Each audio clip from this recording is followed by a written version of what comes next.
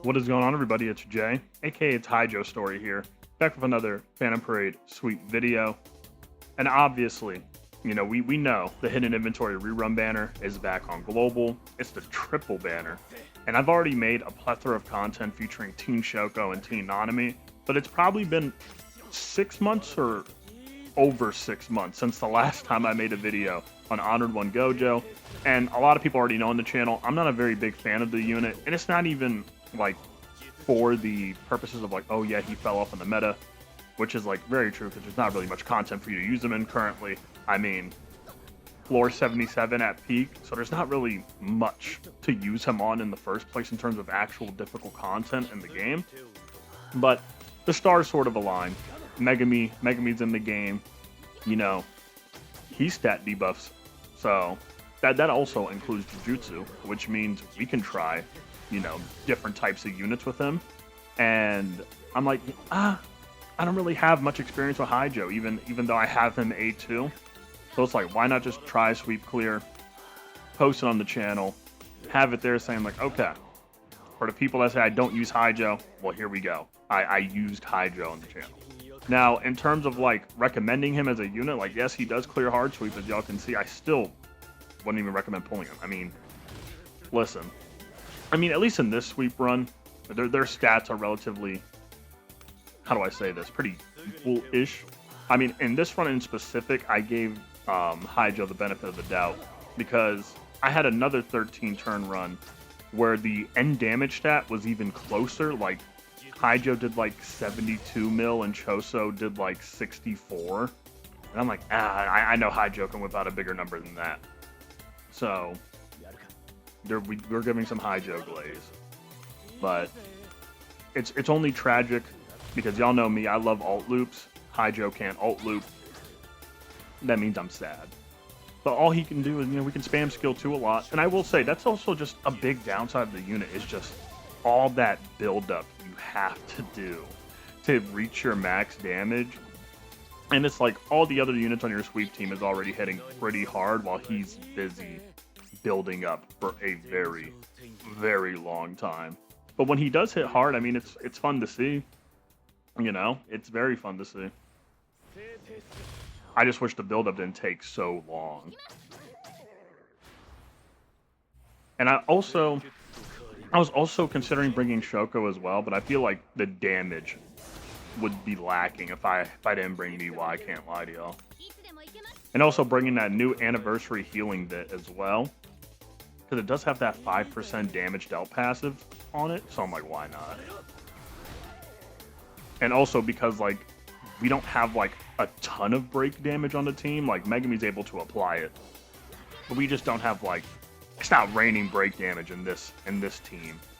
So it's like, I feel like there's probably a chance that we will just be really low in health at some point, so might as well just bring that, since it's not just a pure heal.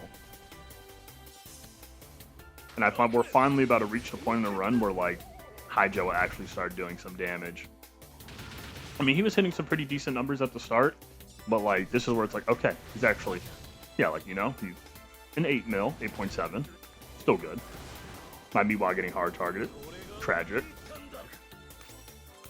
And this run also had a lot of indecisiveness, because there is a little bit of hit RNG involved for, the last phase, depending on who the boss tries to hard target. Also, if the boss, like, hits Megumi an appropriate amount of times as well, that's also very important.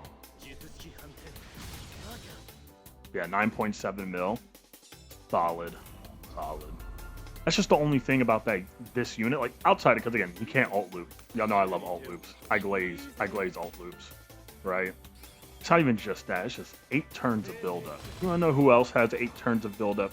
Kusakabe and Yellow Yuta, and they frustrate me too, man. Oh man, another thing, if the boss hits you, the proc that counter, the run goes by so much easier. But not in this run. In the run previously where, like, Jojo did, like, way less damage on ult, it happened, but still 13 turns nonetheless. Choso doing a lot of heavy lifting. Another 6 mil without a lot of build-up already. And I'm not sure, what was my game plan here? What was my game plan? Because I feel like it was on this turn in specific where I really started thinking. Like, I can't lie to you. I'm pretty sure I was, like, perplexed at this point of the run. And I was like, wow.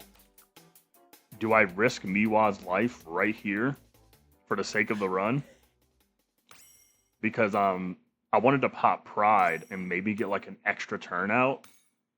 And I'm just like, wait, hold on to it. But then I'm like, wait, I want to clear in, like, 13 turns, so I gotta pop Pride here. I have no other option. We didn't want to do 14. I wanted to do 13 turns at least. That was probably like the most thinking I ever had to do for a sweep run in like a super duper duper long time.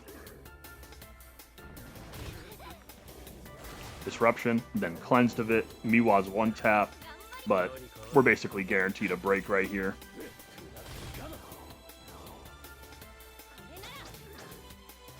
Where at least Haijo hits a pretty decent ultimate with just Pride.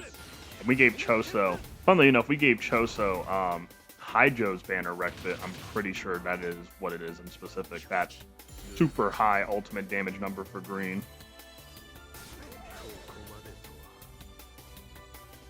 Because Haijo is just going to be doing skill 2 spam with Pride. That's going to be the bulk of your damage. That was a question I was actually asked in my Discord server why I ran Pride on GOJO. It's just the bulk of your damage is going to come from like Pride infused skill 2s in the first place.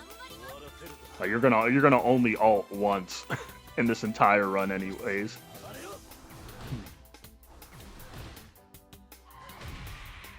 And then Miwa is super greedy and gets the last hit. But yeah, that's it for the run. You could see the damage stat at the end, which was really close. But be sure to like, comment, subscribe, join the Discord server. It's in the channel bio. Run the road to 3,000 subscribers, so if you could sub up, it'd be very nice. But yeah, that's it for me. It's been Jay, aka It's Haijo Story, and I will see you guys later.